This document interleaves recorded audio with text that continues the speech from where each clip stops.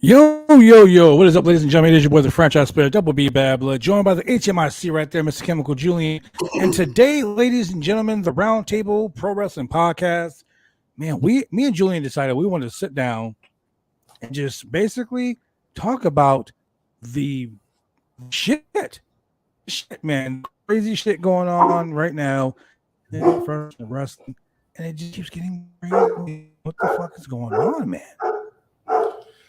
Oh man, there's just always breaking news. There's so much fallout from the all-out fallout. And in the news today, we get the wonderful news that not immediately, nothing's going to happen until 2023 when contracts are coming due. But allegedly, 2024, the Young Bucks put out feelers to WWE talent, not executives, because that'd be contract tampering, but the talent to see what are the chances, or how interested are you in us coming over to your side? Well, here's the thing that makes me laugh just a little bit about this, right? They didn't re-sign a new deal. Their options were picked up. They didn't, so their contract is over in 2024. Just as a matter of fact, it's December 31st or January 1st, 2024. Okay. I'm sorry, the end of 2024 is when their contracts are up. It's cool. Everybody does that shit. They just want to maximize their leverage when it comes to getting a new deal or getting the companies bid against each other. They're doing the MJF gimmick where they're getting the companies to bid against each other. Perfect. But Ryan Fredericks of Wrestling Observer reported this. Okay. After the chaos that occurred at AEW All Out, it looks like the Young Bucks are considering making a switch. Same thing Cody did earlier this year. It's reported that Nick and Matt have spoken with wrestlers about potentially moving to the WWE when their contract is over with AEW. Reaching out, sending out feelers, whatever. What everyone does it. Everybody does that shit, right? This isn't getting dangerous again, is it? No, not today. This shit happens, right? It happens all the time. But my problem with this is that this whole thing went out right before the contract tampering storyline went out. The whole issue with the contract tampering that provoked Tony Khan into doing that talent meeting beforehand. And then the AEW guys had a talent meeting right after All Out, right before All Out, where the Bucks and Kenny were like, I wouldn't have hired you guys. So it's like, wow, like the more shit comes out. Today, I watched a stream that one of the friends of this channel put out, Marie Shadows, and she basically let me start by saying this in case you don't watch this podcast when she's on.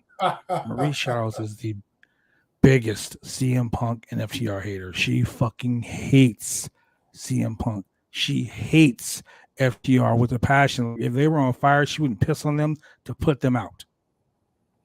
That's crazy, right? So for her to defend CM Punk the way she did today, she made a lot of valid points. Crazy. A lot of valid points. People were like, including us here on this channel, on the show, we were like, why the fuck would Cody Rhodes leave AEW to go to WWE? Now, I was thinking about this the other day, and it's been bothering me and really bothering me. And I wanted to talk about it, but I didn't want to bring it up on a stream yesterday and whatnot. Here's the thing. Cody Rhodes left AEW to go back to WWE. Cody is a vet. Cody's been in the business longer than the Bucks. About as long as Kenny, maybe. Cody had what was called the Codyverse. Cody wanted to do old school court. Cody is a very great storyteller. He tells amazing stories. Amazing stories. When Cody, Kenny Omega, the Bucks, and Hangman Adam Page all got together, they said they wanted to do what? Change the world. And JC Wright, so they're running away. LOL, change the world. They want to change the world. Well, Straight up. But here's the they're changing the world, all right. Here's the thing. When these guys said they wanted to change the world, they wanted to create. This was their idea. You were going to have 5 wrestling guys run a wrestling promotion because, given their experience, their background, their lineage, their exposure, they knew how to do what's best for business. And from that standpoint, also what's best for the fans and what do the inside fans want? What are the best storylines to do? Who are the best indie wrestlers to reach out to, and just change the world and give the fans something other than sports entertainment, which is fine. That's great and that's noble. Giving the fans an alternative to a product that's currently dominating the market, I have no problem with that. I mean, it was great when you had ECW as the original ECW. It was great when you had WCW. Mm-hmm. It's great that you have Impact. It's great that you have NWA. It's great that you have New Japan, all these different flavors. However, they need somebody. Let me get this breaking news. Let me get this breaking news out real quick. Okay. Hold on 1 second. Let me get this breaking news out real quick. Eddie Kingston is now a New Japan Strong show due to a positive COVID test. Oh. Now say Eddie Kingston. Fuck. He was scheduled to be in the 6-man tag team match in Las Vegas for Sunday's tapings. I believe that shit. It was Homicide, Wheeler Yuta, and Eddie Kingston against the Jay White and the Good Brothers at the New Japan Strong Autumn Action Show in Vegas. But due to the fact that he is now COVID positive, shit, that changes a lot. So which title? Well, which is shout out to Eddie Kingston. He was part of a 6-man tag team match. Okay. And New Japan Strong in Las Vegas this weekend. I just want to get that out because, that's some shit. All right, so continue with what you're saying. I'm sorry. So what I was saying is, but in order to get a wrestling company off the ground, you need money. So essentially, they needed gas for the bus, and that gas for the bus was Tony Khan. They found a guy with a lot of money who's like a former tape trader and a wrestling fan, a fanboy, if you will, a fanboy with money, who was like, yeah, I'm in. I want to be part of this. But really soon, Tony Khan, granted, it was his money. So, of course, he wants to be CEO. He's got business experience and all that. So he wants to be CEO, head of the company and all that. And so he's CEO and he makes them EVPs, executive vice presidents. Now, what they do exactly as executive vice presidents, like what an executive vice president at any other company does, I don't think it falls into the same category. They do, one of them does merch, one does video games, the other one does something else. I don't think they're doing like real executive stuff, such as financial matters, talent handling, et cetera, but you start off with these guys, the elite, running the company. And quite literally, this is them going into business for themselves, which they did. And okay, fine. That's fine. So, AEW starts up and you have these growing pains. And eventually, Cody, the idea man, ends up kind of getting influenced out of the company, if you will. He says he wants to come back to WWE to get the championship his dad never got, et cetera. There's other reasons behind it. Cody never says what it is, but we all feel that there are rumors that he was being pushed out, left out of the elite stuff, and they kind of, non-friend zoned him. So Cody's like, all right, well, bet I'm out.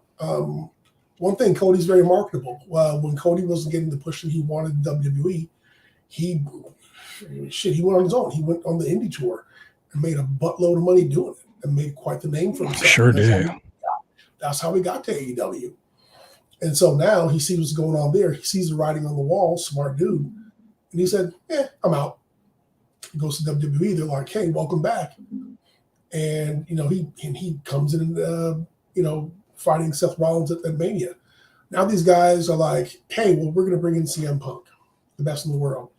And we got Moxley and we got Bryan Danielson. Business can't be run the same way. And you also, when you're Tony Khan, you're either the boss or you're not the boss. I mean, you're either the boss or you're their friend. You got to run the company the same way. I did a rant about this on one of the last shows, but you got to be the boss or you're not. And when CM Punk had his implosion on stage, he showed that he was not being the boss. So he decided to kind of backtrack a little bit and pull in the reins. And so it looks like what the Bucks are doing now is we're sitting at home. We're kind of having a temper tantrum that you kind of yanked our chain a little bit. So we're going to keep our names out there in the media, and we're going to leak that we're talking to WWE to better our position in terms of negotiation with our existing jobs. Because I will tell you that I'm sure that part of their suspension, there probably was brought into question their title of EVP. You can keep on doing what you're doing, running merch and doing video games, and not be called an EVP. And from a resume standpoint, being an EVP looks pretty good. People don't typically question what you did, but I could be like, oh, I was co-creative chief officer of for a podcast. And somebody questioned it, and they'd be like, oh, what did you do? I just came up with shit to talk about Monday, Wednesday, Friday. Oh, okay. But not everyone's going to ask you to explain yourself. So now they're just trying to shop themselves around and get some leverage. Now, me personally, if I was WWE, click, nah. Right. You can't work well with your own company. Why the fuck would we bring you over here to cause problems? Dude, I see so many parallels between these guys and back when it was Kevin Nash and Scott Hall. I mean, it's the NWO. Back when Impact, when Eric Bischoff was like, hey, let's bring in Hogan. And you had your Main Event Mafia and all those guys. And there's, it's not what's best for business because, not unfortunately, I mean, yeah, everybody goes to work to make money for themselves. I get it. But in the wrestling business, you have to give real talent an opportunity to progress and grow for the you're not doing it for yourself, you're doing it for the fans. And that's where you fall into the rock and hard place. The fans want this, but I need some money in my pocket. Now, when you're just talent and you're not the one making the decisions, then that whole decision-making process is now out of your hands. And so it's not up to you. And you just have to be the best talent possible to get yourself over. When you're part of the decision-making process, you can still push yourself at several junctures and keeping yourself relevant, but it's going to be at the sacrifice of some younger talent. And one of these examples of somebody is Chris Jericho. I don't believe he's an EVP. I don't know if he has any creative direction, but given his influence in the company, he keeps himself relevant. They could book him away. They could keep him off TV if they wanted to. But Jericho, not to my satisfaction, but to the fan satisfaction at some level, keeps on doing enough things to keep him interested in wanting to see him more. Okay, fine. I'm not a fan of it, but somebody else is. So that's great. But that's not his decision to make. That is for Tony Khan and other people in creative. But as soon as you're part of creative and you're booking yourself to the top or booking yourself at a level that keeps you visible and maybe somebody else like Ricky Starks. Why is Ricky Starks in a mid card feud right now with Powerhouse Hobbs? Why are they both in the mid card? Why isn't Powerhouse Hobbs fighting Wardlow? Why isn't Ricky Starks going for the TNT title? I mean, why weren't they going after the tag team titles? Why didn't they get someone put with them to go after the trios titles? Why is FTR not running? Why is FTR not allowed to challenge for the AEW World Tag Team belts? Exactly. Oh, because they're friends of Punk. Here's what we're going to do. Before we go any further, ladies and gentlemen, we're going to take a quick break. We're going to switch all of this over to Twitch only, ladies and gentlemen. So go to Twitch right now, Roundtable Pro Wrestling POD on Twitch.